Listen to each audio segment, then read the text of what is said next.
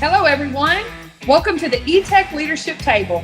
This is a podcast where we invite you to pull up a chair, grab a cup of coffee, and join us as we tackle some remarkable discussions on everything leadership.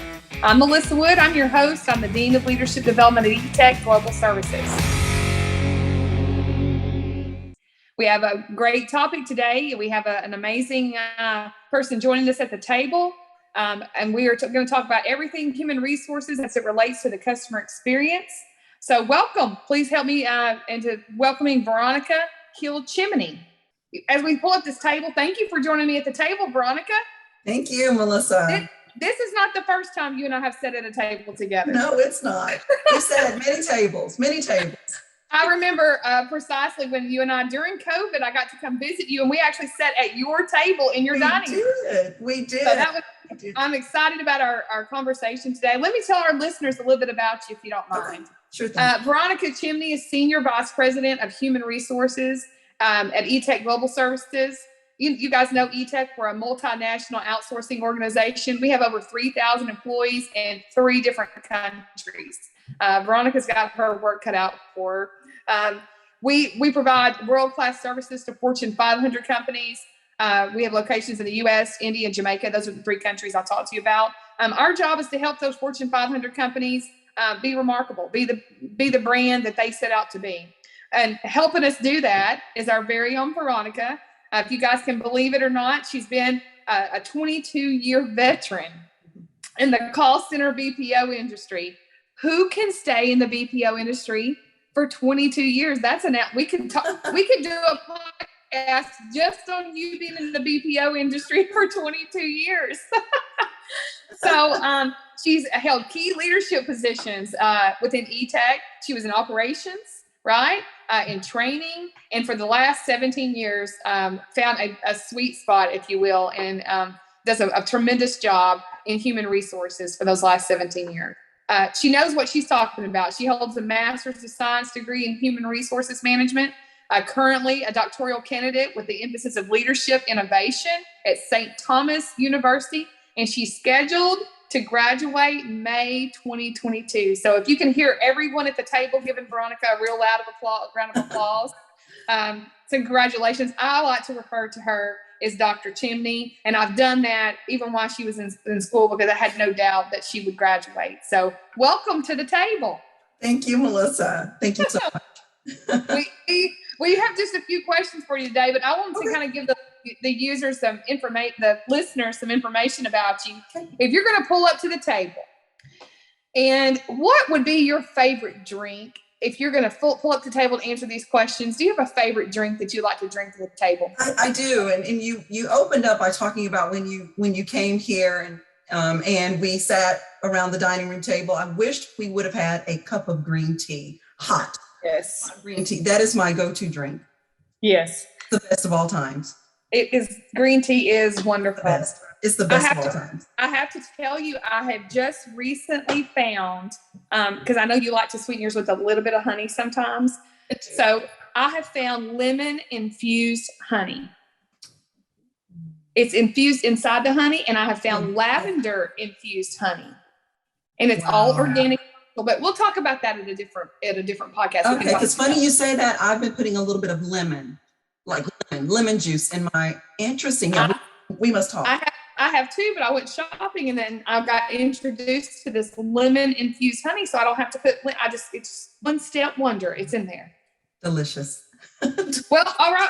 Let's get kick started on these some of these questions. Everyone at the table really wants to know about human resources, and it's got a great impact on the customer experience, more than probably what people realize. So you tell me, what impact do you believe, Dr. Chimney, what impact do you believe that human resources has on the customer experience?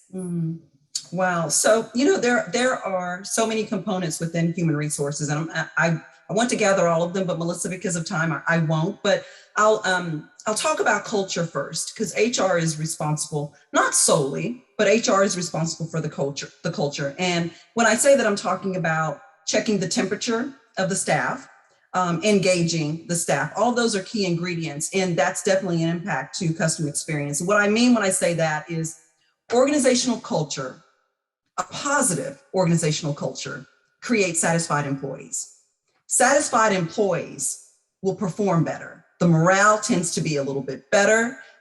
They tend to be satisfied, a little happier, and their performance, they're meeting those KPIs that the client or the organization is requiring upon them. The result would be happy customers. So culture is definitely key. I also think and believe and know that an organization must be strategic.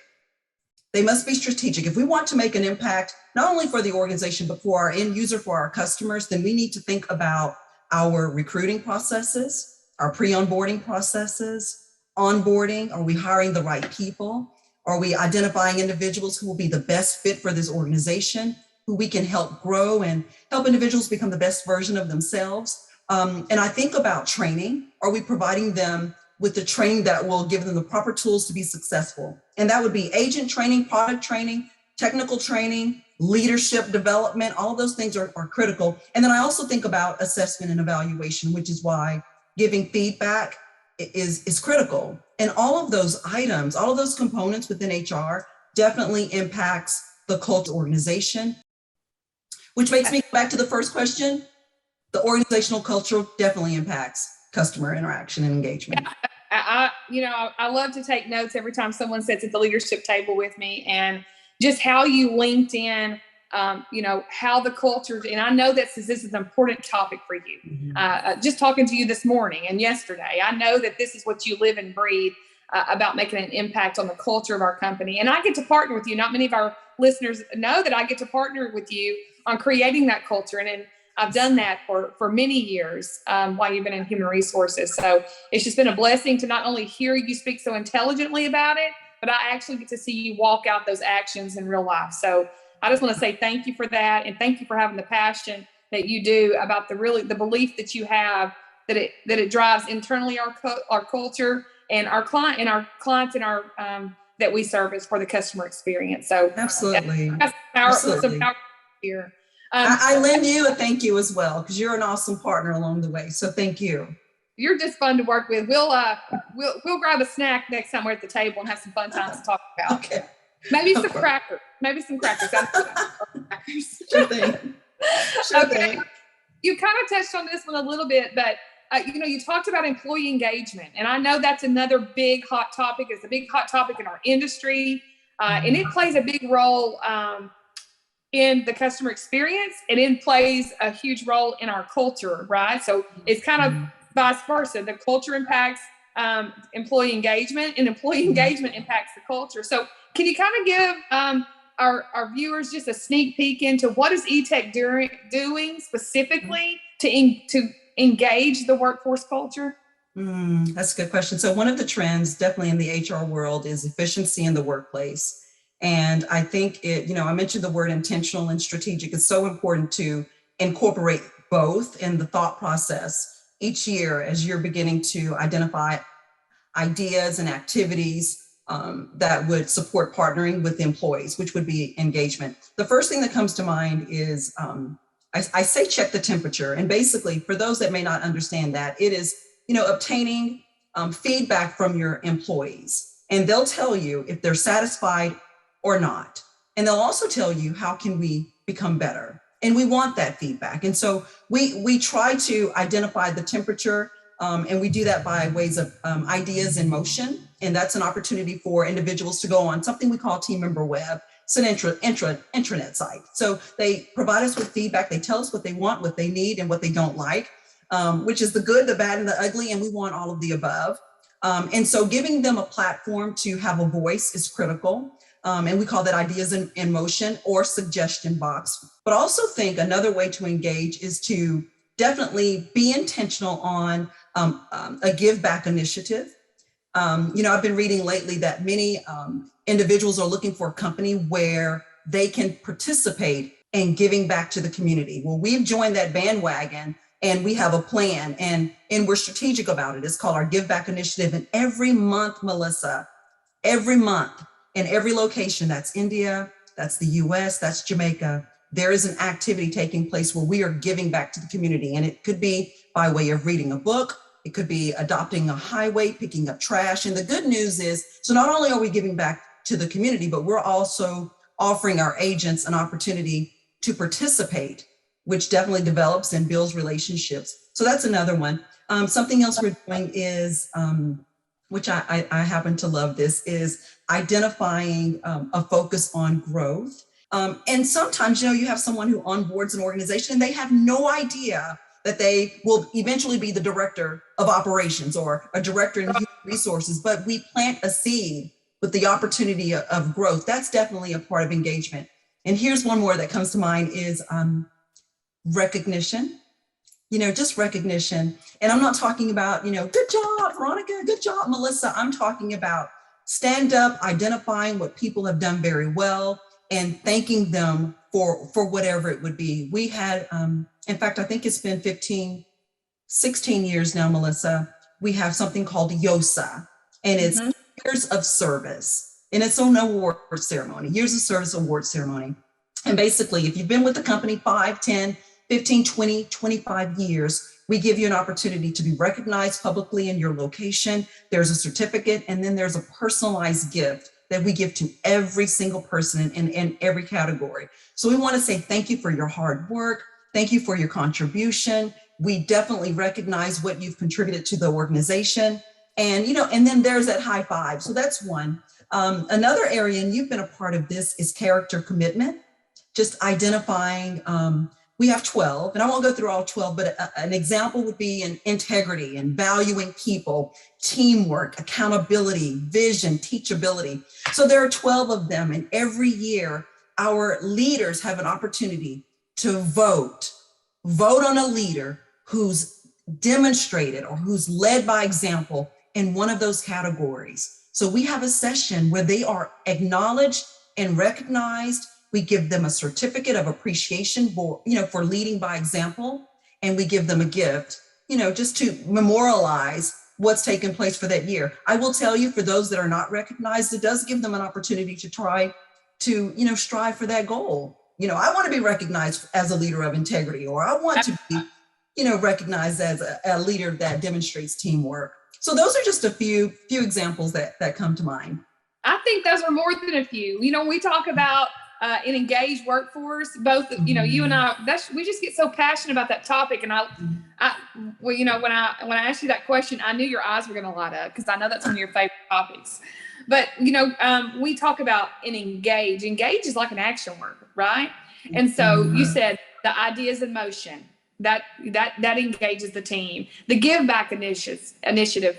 I want a purpose. Our vision at Etech is to make a remarkable difference, right?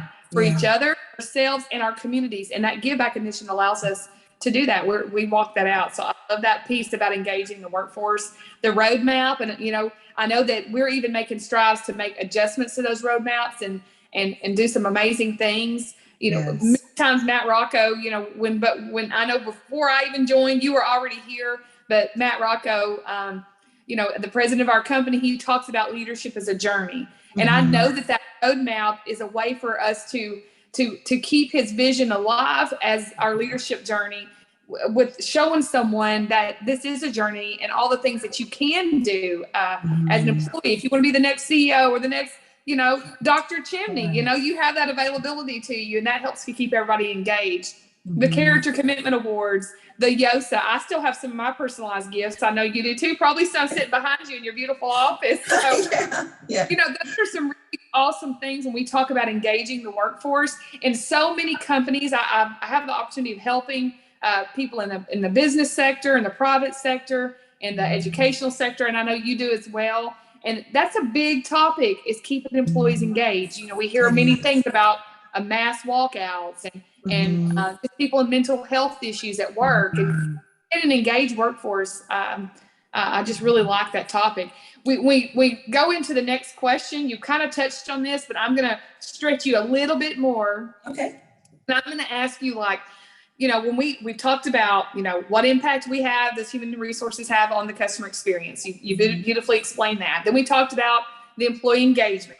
You went through all the different things that Etech was doing for an employee engagement. What are we doing different to serve the employees and customers at Etech? What is Etech doing different?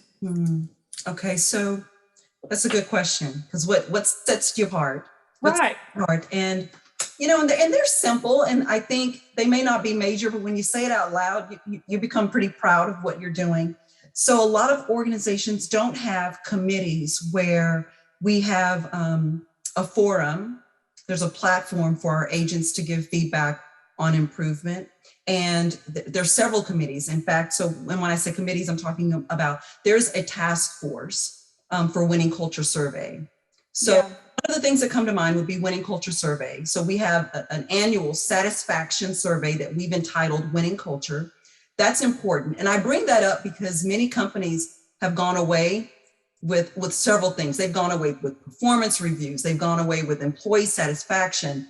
And we're not going away with those things. We think that it creates the culture. It helps individuals grow. So they're not going anywhere. But I think about performance evaluations and reviews. We have a task force, and that task force receives the feedback that we receive from the Winning Culture Survey. This task force is incorporated with agents, with employees, that are not leaders. So not everyone's in a leadership position. Some of them are brand new agents on just now joining, coming out of training. Some of them are in payroll, they're support staff, members of HR, members of operations, IT, program implementation, so marketing. They're from every department.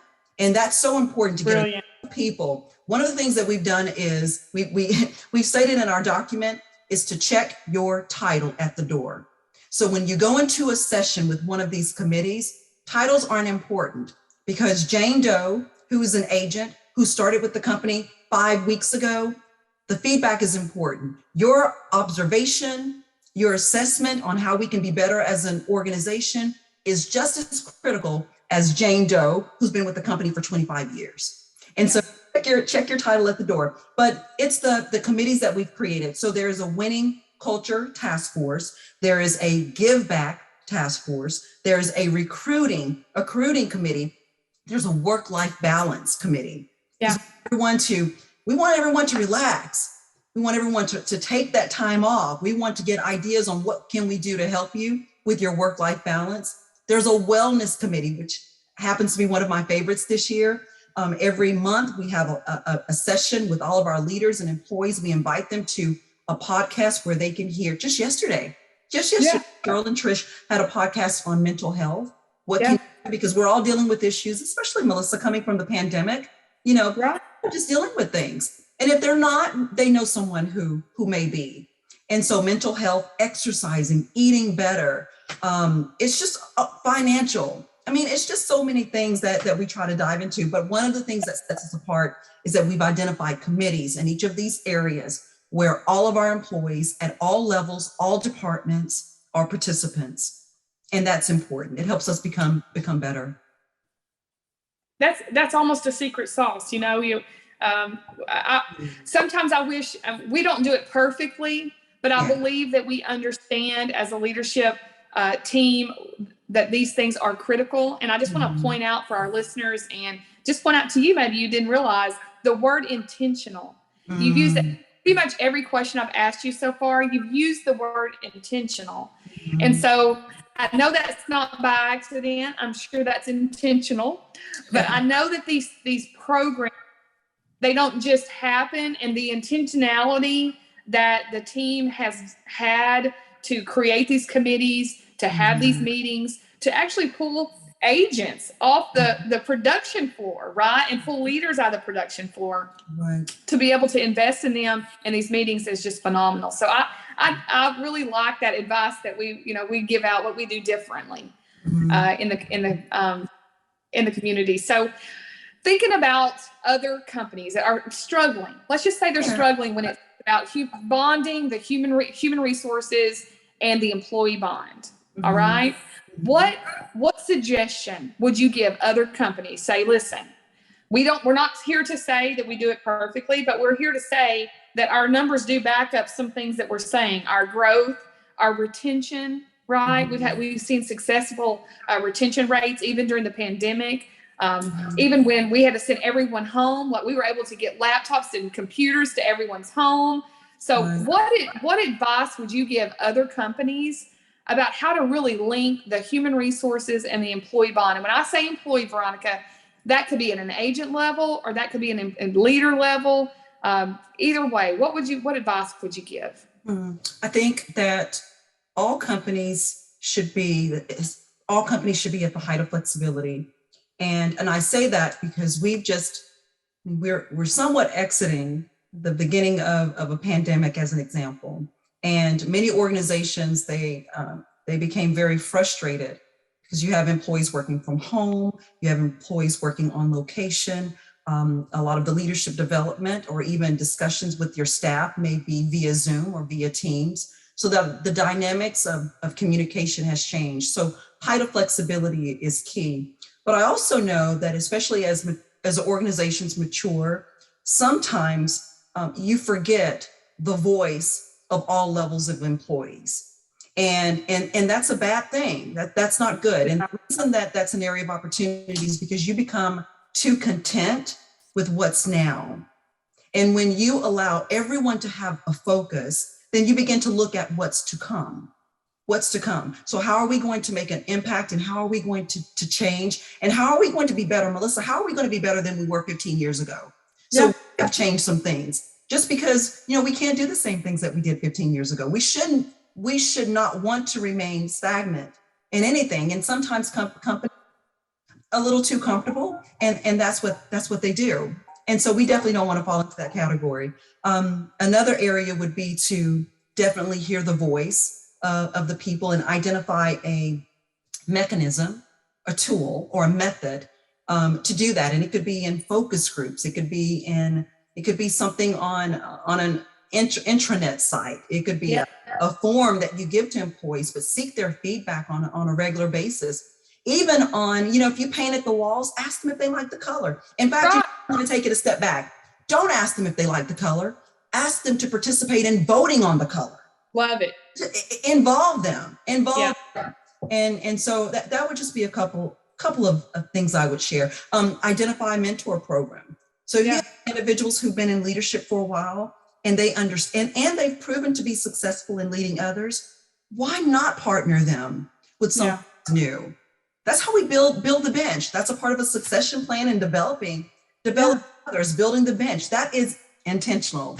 It's intentional, Melissa. It is intentional. And I know we are a servant-led company, right? Mm-hmm. So, and that was intentional, right? And Matt Rocco set that up from day one about being intentional in our servant-led company. I love the tips that you gave other businesses. And I know that you kind of set the stage by saying it seems simple, but it really is a simple ingredient, but if left out, it doesn't taste as good. So if I'm making brownies and I don't put sugar in there, right? Then what good is the brownie? So when we talk about the sweetness of communication, pre-communication, what color do you want the walls? What do you think about the wall? Or, the sweetness of communication is so simple, but it's a critical ingredient. I love the way you articulated that. So thank you very much. And when we talk about the servant leadership philosophy that we have at Etech, and it's not just these 12 character commitments are not just words. We actually, we try our best to live these things out. We put definitions behind them, but we also teach leaders what it means to serve. And we have like an acronym for serve. And when you talk about the R in serve is exactly what the advice you gave other businesses is reinvent continuously, right?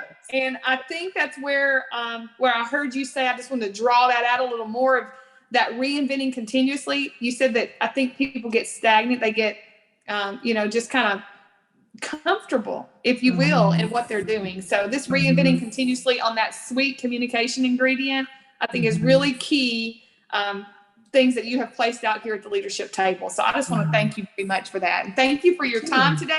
Listen, you got to come back to the table because we didn't talk about leadership development.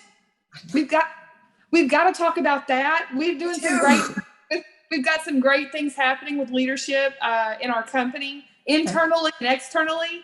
I would like to open an invitation for you to come back to the table with your green tea. Okay, I would love to. And our listeners would love to hear about how human resources and leadership development partner to create these cultures and how we were intentional about it. I would love to. And you know what? I will bring honey infused lemon green tea.